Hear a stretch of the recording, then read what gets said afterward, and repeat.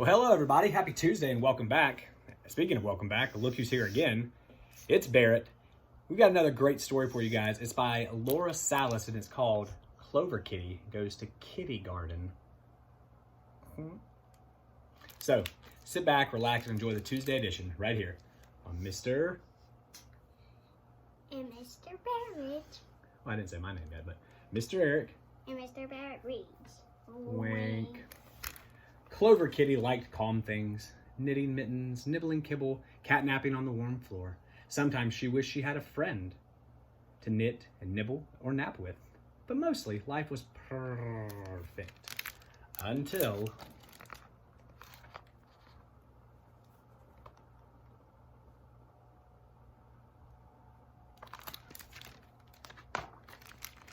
one morning on a Monday, Mama Kitty announced, "Do you remember what today is?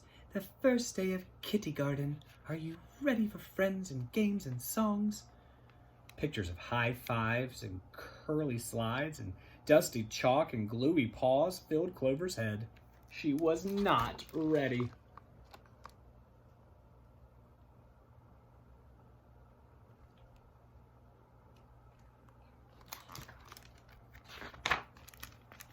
But quicker than a whisker twitch, Clover found herself cowering in Miss Snappytail's classroom. Blocks clattered, neon numbers crowded the walls, sunshine glared through the window.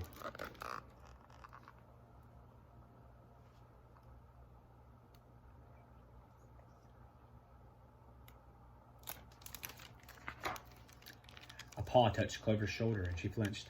"Hi, I'm Oliver," said the kitty. Clover's mouth was as dry as cotton. She couldn't meow a single word. Oliver smiled anyway.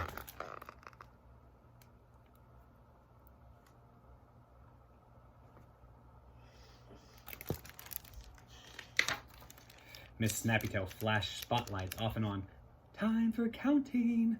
Next she rang a bell, but to Clover it sounded like a gong. "Circle time." Then she forced the kitties to sit on a crowded storytime rug. Kittygarten was a catastrophe.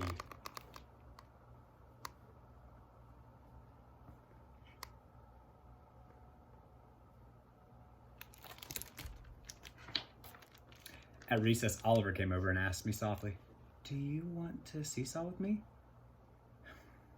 But before she could answer, a squealing tornado of fangs and fur circled Clover. "You're it! Hi, Clover! You'll be a princess and I'll rescue you!" Clover looked blank. She shrank. Clover's heart sank.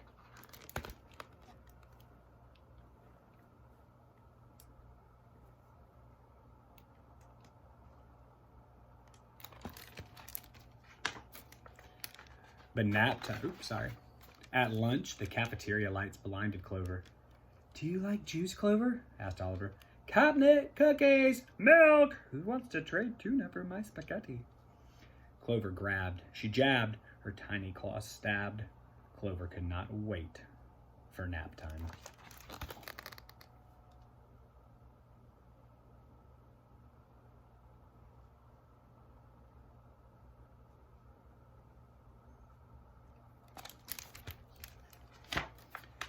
But nap time was a disaster. Miss Snappytail's perfume stank like licorice. "Sweet dreams, Clover," said Oliver. "Nap time. Share my rug. Rock-a-bye kitty in the treetop." A treetop? Clover's belly swayed, and she couldn't sleep.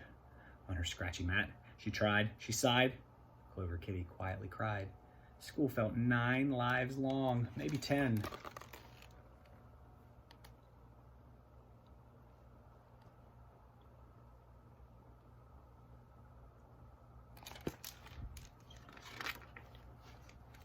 After nap time, Miss Snappytail marched the kitties through the school like prisoners. A tail touched Clover's face in her personal space. That was it.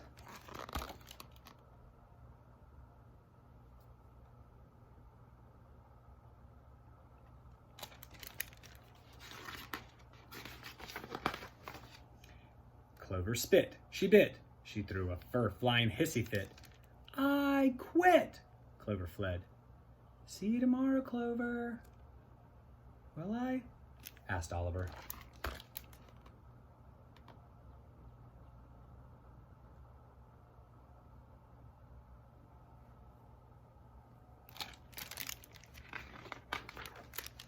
It took Clover forever to reach home.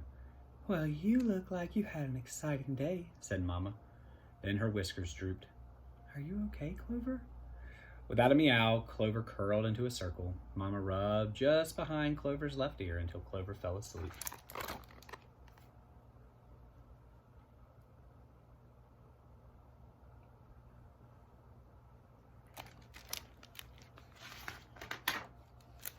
Tuesday morning, Clover said, "Mama, I feel sick from icky catnip cookies." "All right," Mama said. "No Kittygarten today."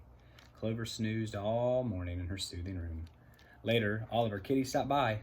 "We miss Clover," he said to Mama. "Well, she's resting," said Mama. "You'll see her tomorrow." Clover was playing checkers alone in her closet. She won. "Whew," she said when Oliver left.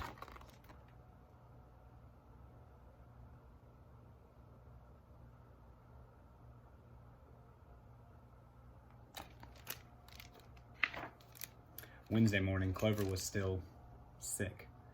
"Are you sure?" Mama asked. "I'm sure," Clover said. Oliver came back that afternoon. Mama said, "Clover is still resting, but you may say hi." Oliver searched Clover's room, but Clover was not there. When Oliver gave up and left, Clover sighed in relief, although a hollow twinge twanged in her chest.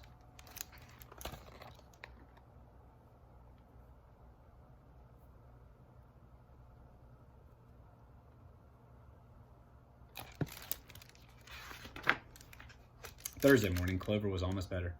"Eek, eek," she almost coughed. "I'm too sick for school, but I feel just well enough to seesaw." "Are you sure?" Mama asked. "Positive," Clover said. "Okay, but tomorrow you will go to kindergarten." "Eek, eek," Clover said. Seesawing by herself had its ups and downs. Mostly downs. Clover watched for Oliver. He didn't come. What would it be like to play with a friend, Clover wondered. But she did not miss Kittygarten, did she?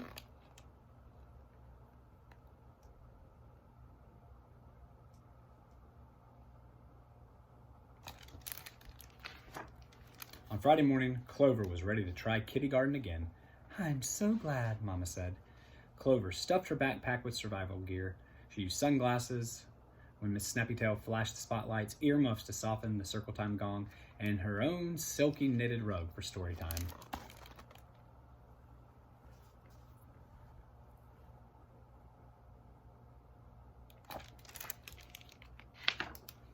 At recess, Clover played checkers with Oliver. Then she needed time alone. At lunch, Clover nibbled cheese and sipped juice. At nap time, Clover slept next to her new friend Oliver on her silky rug with plenty of space between them.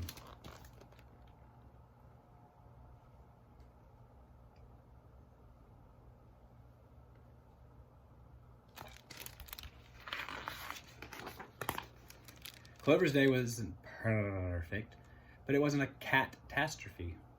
And when she came home, Mama rubbed the spot behind Clover's left ear and listened to her tales of the day.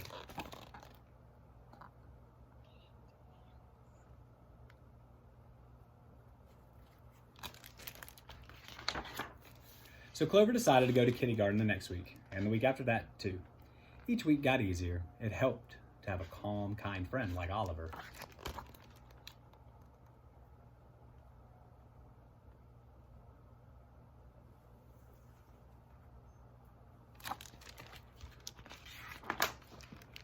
Meow-a-days. Clover can't wait to go to Kittygarten, and some days she can't wait to go home. Kittygarten has its ups and downs. Mostly ups, though. The end. That was Clover Kitty Goes to Kittygarten by Laura Salas, right here on Mr. Eric Reads. I hope you've enjoyed that story, and I hope that you'll come back again tomorrow, because of course we're going to have another book. So until next time, this is Mr. Eric and Mr. Barrett, reminding you guys to stay safe and healthy, to wash your hands, to practice kindness, and to read every day. Right, Bear? So, you guys have a wonderful rest of your night. We'll see you right back here on Mr. Eric Reads.